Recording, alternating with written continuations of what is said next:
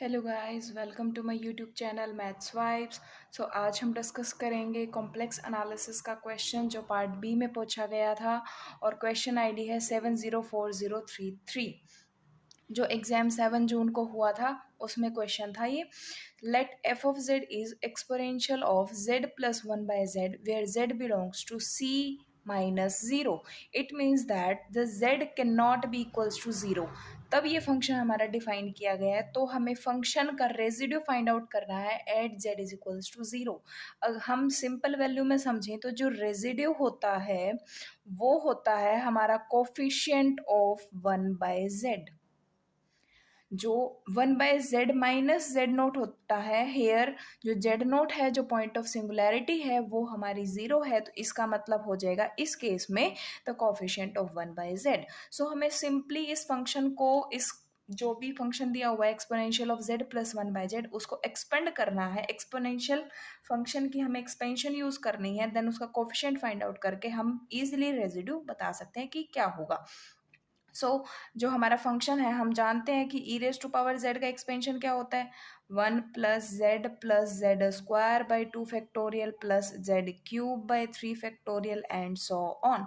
यहाँ पर जो हमारा फंक्शन है हम उसको लिख सकते हैं exponential of Z plus one by Z. हम इसको लिख सकते हैं e raise to the power Z into e raise to the power one by Z. हम इस फंक्शन की एक्सपेंशन और इस फंक्शन की एक्सपेंशन एक साथ लेंगे, देन उनकी मल्टीप्लाई कर देंगे। E raise to power Z one plus Z square by two factorial plus Z cube by three factorial and so on into में one by Z plus one by Z square into two factorial plus one by three factorial into Z cube and so on. इसी तरीके से हम expansion कर देंगे। अब हम इनका मल्टीप्लिकेशन शुरू करते हैं। हमें सिर्फ क्या चाहिए, coefficient of one by Z. One by Z हमें किस तरीके से मिलता है कि जब यहाँ पर वन हो, यहाँ पर वन बाय जेड हो, यहाँ जेड है, तो यहाँ जब मल्टीप्लाई करें तो डिनोमिनेटर में वन बाय जेड स्क्वायर की टर्म हो, सिर्फ तभी पॉसिबल है। मतलब इसकी फर्स्ट टर्म इसका सेकंड टर्म, इसका सेकंड टर्म इसकी थर्ड टर्म, इसी तरीके से प्रोसीड। जब इसकी वन बाय जेड के साथ मल्टीप्लाई होगी, डायरेक्ट हम लिख लेते हैं coefficient of one by Z. क्या हो सकता है, इसके मल्टीप्लाई की तो वन, जेड की जब one by two factorial Z square से मल्टीप्लाई होगी तो one by two factorial, plus जब इस Z square by two factorial की one by three factorial Z square के साथ मल्टीप्लाई होगी तो one by two factorial into three factorial. Next term हो जाएगी one by three factorial into four factorial. Next हो जाएगी one by four factorial into five factorial and so on. इसी तरीके से हम इसको जनरल टर्म में लिखना चाहें, ये टू फैक्टोरियल है, इंटू में वन फैक्टोरियल भी है, सो हम लिख सकते हैं where l varies from zero to infinity one by l factorial into l plus one factorial. If l is equals to zero, zero factorial is 1 and 0 plus 1 is 1 and 1 factorial is again 1, so हमारी first term आ जाएगी। इसी तरीके से हम l is equals to 1 के लिए verify करेंगे तो ये आ जाएगा।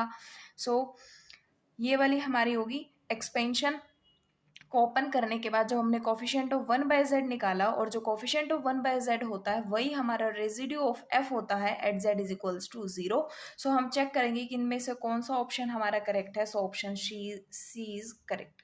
तो हमारा सेकंड क्वेश्चन है कॉम्प्लेक्स एनालिसिस का ही, क्वेश्चन आईडी है 704035।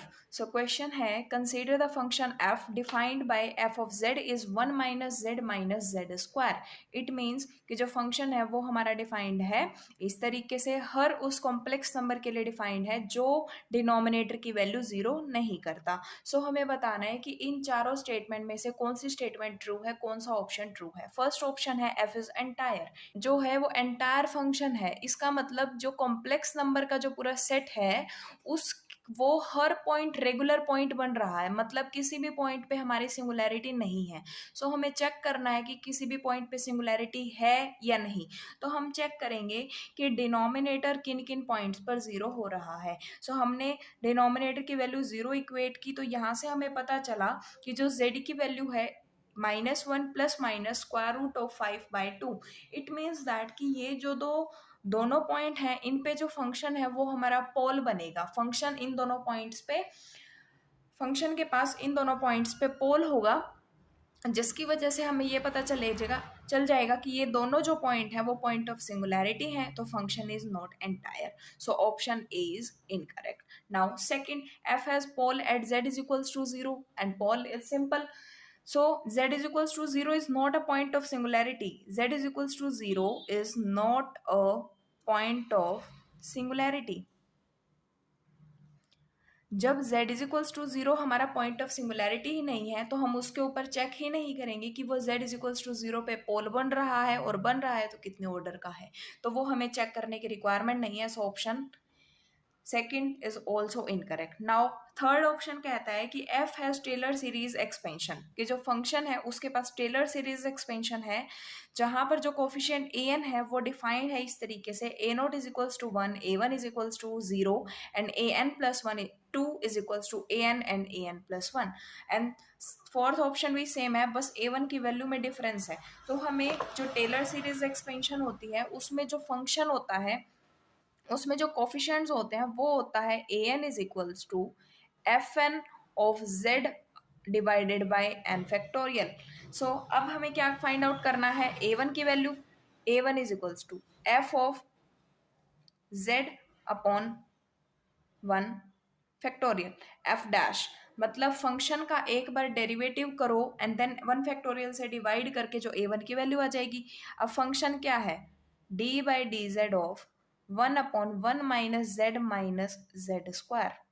सो हम इसको डिफ्रेंशिएट करेंगे। डिफ्रेंशिएट कैसे करेंगे, ये 1/z है तो 1/1 माइनस जेड स्क्वायर का होल स्क्वायर, क्योंकि जो D by D x of 1/x होता है वो होता है -1/x square into D x by D x. तो ये माइनस ऑफ इसका स्क्वायर हो गया, अब डिनोमिनेटर वाली टर्म का -1 माइनस 2z, ये इस तरीके से हो गया।